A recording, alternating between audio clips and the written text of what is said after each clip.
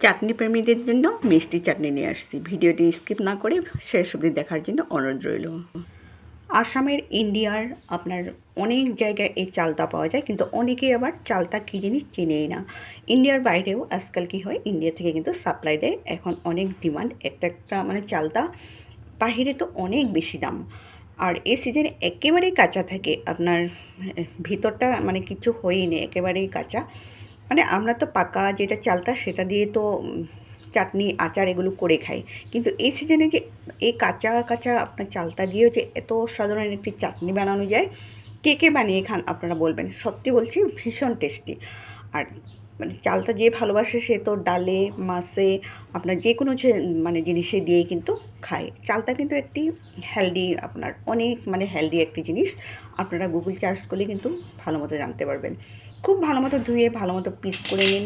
তারপর এখানে ফোড়নে কিন্তু সর্ষে দিতে হবে, আলাদা জিনিস দেওয়ার দরকার নেই। আর আপনি একটু নাড়াচাড়া করে সেখানে একটু হিং দিয়ে দিন। হিং দিলে কি হয়, আপনার খেতেও ভালো লাগে, গন্ধটাও ভালো। আর লবণ, হলুদ কিন্তু আপনাদের পরিমাণ মতো দিবেন, কারণ আপনারাই খাবেন, আপনারাই জানবেন যে কতটুকু প্রয়োজন। এর জন্য আপনাদের প্রয়োজন অনুসারে আপনারা দিয়ে দিন। আর দিয়ে দেবেন জিরে গুঁড়ো। জিরে গুঁড়োটা দিলে কি হয়, দারুণ লাগে।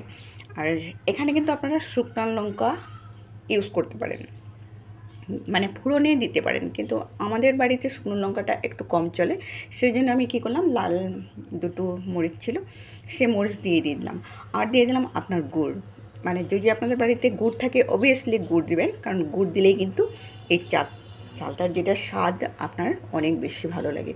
আর এখানে মাত্র গুড়টা গলার জন্য সামান্য পরিমাণেরই জল ইউজ করবেন।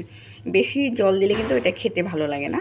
এটা একটু ধ্যান দিয়ে একটু নাড়াচাড়া করলে কিন্তু আপনার এই অসাধারণ রেসিপিটা হয়ে যাবে।